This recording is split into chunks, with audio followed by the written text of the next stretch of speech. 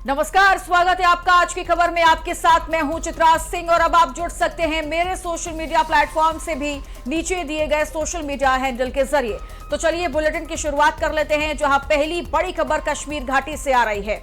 कश्मीर घाटी में एनआईए की तरफ से बड़ी कार्रवाई की गई है। श्रीनगर, सोपोर और बांदीपोरा में कई संदिग्ध ठिकानों पर तलाशी अभियान चलाया गया। बताया जा रहा है कि ये छापेमारी आतंकी संगठनों को मिलने वाली फंडिंग, ओवरग्राउंड वर्कर्स और उनसे जुड़े नेटवर्क की कड़ियों को खंगालने के लिए की गई है। फिलहाल डॉक्यूमेंट से लेकर डिजिटल सबूतों की जांच चल रही है और अभी तक किसी की गिरफ्तारी की आधिकारिक पुष्टि नहीं हुई है। तो बड़ी खबर आपको बता रहे हैं कश्मीर घाटी से, जहां एनआईए की तरफ से लगातार बड़ी कार्रवाई की जा रही है और श्रीनगर, सोपोर से लेकर बांदीपोरा में कई संदिग्ध ठिकानों पर तलाशी अभियान चल रहा है और ये बताया जा रहा है कि ये छापेमारी आतंकी संगठनों को जो फंडिंग दी जाती है, उन्हें फंडिंग कहां से मिलती है, ओवरग्राउंड वर्कर्स क्या कौन है, ऐसे तमाम चीजों के साथ साथ उनसे जुड़े नेटवर्क की कड़ियों को खंगालने के लिए ये जांच को शुरू किया गया है। फिलहाल डॉक्यूमेंट से लेकर जो डिजिटल एविडेंस हैं, उनकी जांच भी की जा रही है। फिलहाल अभी तक किसी की गिरफ्तारी की पुष्टि नहीं हुई है, लेकिन एनआईए जो है वो बड़ी कार्रवाई जरूर कर रहा है।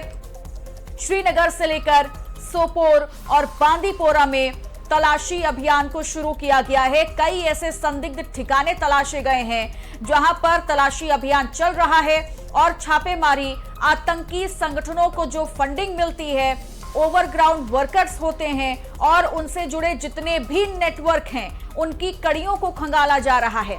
फिलहाल डॉक्यूमेंट्स भी जरूरी हैं और ये कहा जा रहा है कि डॉक्यूमेंट्स के जरिए और जो डिजिटल एविडेंस हैं, उनके जरिए और भी तमाम चीजें क्लियर हो सकती हैं। इसी लिहाज से डॉक्यूमेंट्स को खंगालने की कोशिश की जा रही है, डिजिटल सबूतों की जांच की जा रही है। फिलहाल अभी तक किसी की गिरफ्तारी हुई है या नहीं हुई है, इसकी आधिकारिक पुष्टि नहीं की गई है। दीपांकर गुप्ता हमारे सहयोगी जुड़ गए तमाम जानकारी के साथ। दीपांकर, हमेशा से हम कश्मीर में देखें तो एनआईए एक्टिव रहती है और कई ऐसे तलाशी अभियान को शुरू किया जाता है संदिग्ध ठिकानों पर, लेकिन इस बार श्रीनगर से लेकर सोपोर, बांदीपोरा का जिक्र किया जा रहा है। कितने संदिग्ध ठिकाने हैं और अभी क्या कुछ इनपुट मिल पाया है या नहीं मिल पाया है?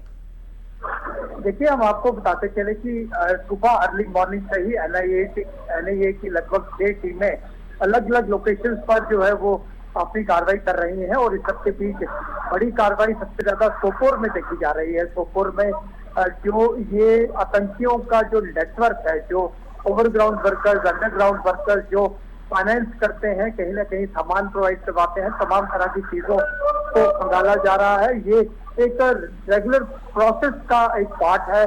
आज लगातार समय समय पर जितने भी इनपुट्स आते हैं एनआईए के पास या अलग अलग सिक्योरिटी एजेंसीज के पास, एक सेंट्रलाइज सिक्योरिटी ग्रिड बनाया जाता है और उन इनपुट्स के आधार पर बंदों को आइडेंटिफाई किया जाता है, उनकी लोकेशन आइडेंटिफाई की जाती है और एकाएक ये कार्रवाई की जाती है। आपने देखा होगा, महीना भर बीतता है और महीने के बाद फिर एक साइमल्टेनियस कार्रवाई जिसमें नेशनल इन्वेस्टिगेशन एजेंसी के साथ साथ स्टेट इन्वेस्टिगेशन एजेंसी, तमाम जो हमारी सीआईडी, सीआई ऑप्स, इसके अलावा अलग अलग जो एजेंसीज हैं, अलग अलग एजेंसी, वो तमाम कोऑर्डिनेटेड तरीके से कार्रवाई करती हैं। और आज कम से कम आधा दर्जन जो हमारे डिस्ट्रिक्ट हेडक्वार्टर्स है, जिनमें सोपोर है, हमारा बारामूला है या फिर बांदीपोरा है, श्रीनगर शहर के आसपास के इलाके, लेकिन दीपांकर सवाल ये भी है, ठीक है, देखिए आतंकियों के आतंक को खत्म करने के लिए लगातार ये तलाशी अभियान शुरू किया जाता है, ये चलता रहता है, निरंतर चलता है।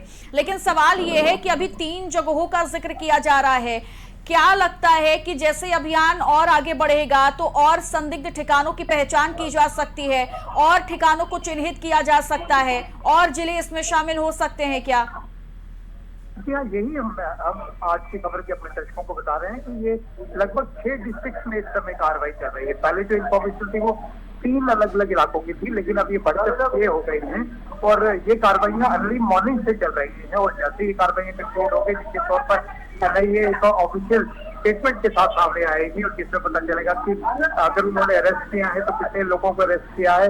ये तो निश्चित तौर पर क्लियर है कि काफी फिजिकल एविडेंस जो है वो कागज वगैरह गैदर किए जाते हैं। इसके अलावा इलेक्ट्रॉनिक डिवाइसेस को अपने सीजर में लिया जाता है और बाकायदा एक स्टैंडर्ड ऑपरेशनल प्रोसीजर के तहत ये कार्रवाई की जाती है। साउथ कश्मीर से लेकर सेंट्रल कश्मीर और नॉर्थ कश्मीर तीनों ही इलाकों में 6 डिस्ट्रिक्ट में इस समय ये कार्रवाई चल रही है और बहुत इम्पोर्टेंट होती है। कई बार एक ऐसे क्लू मिल जाते हैं जो आपको एक बड़ी रिकवरी, चाहे वो हाइड आउट हो या फिर किसी एक बड़े व्यक्ति की। ठीक है दीपांकर, फिलहाल आप नजर बना करके रखिएगा इस पूरी खबर पर। बहुत बहुत शुक्रिया तमाम जानकारी देने के लिए। और अब देखिए, झारखंड के धनबाद से बड़ी खबर सामने आ रही है। झरिया से बीजेपी विधायक रागिनी सिंह के आवास पर बमबारी। विधायक के आवास के बाहर 2 बम फेंके गए। अमन सिंह गिरोह ने सोशल मीडिया पर जिम्मा लिया है। फिलहाल अब पुलिस जो है वो जांच में जुटी हुई है। तो बड़ी जानकारी आपको झारखंड के धनबाद से बता रहे हैं, जहां बीजेपी विधायक रागिनी सिंह के आवास पर देखिए बमबारी हुई है। विधायक के आवास के बाहर 2 बम फेंके गए हैं। अमन सिंह गिरोह ने फिलहाल सोशल मीडिया पर इस पूरी हादसे की जिम्मेदारी खुद ली है और इसके बाद से पुलिस भी लगातार अब जांच में जुटी हुई है। की धरती वर्षों से रक्त रंजित रही है। एक बार फिर धनबाद कोयलांचल में कुछ ऐसा ही मामला देखने को मिला जहां पर दहशत फैलाने की कोशिश की गई। हम बात कर रहे हैं कोयलांचल के सबसे बड़े बाहुबली परिवार सिंह मेंसन की। सिंह मेंसन में देर रात कुछ अपराधियों ने बमबारी की है। ये सिंह मेंसन वही सिंह मेंसन है जहां झरिया की विधायक बीजेपी से रागिनी सिंह हैं। उनके पति पूर्व विधायक भी रहे हैं संजीव सिंह। इनके आवास पे बमबारी की गई है और आवास पे ऐसी जगह बमबारी की गई है जहां पे लोग बैठते हैं आए दिन। और खैरियत यही रही कि जिस समय यह बमबारी की गई है उस वक्त लोग वहां पे बैठे हुए नहीं थे।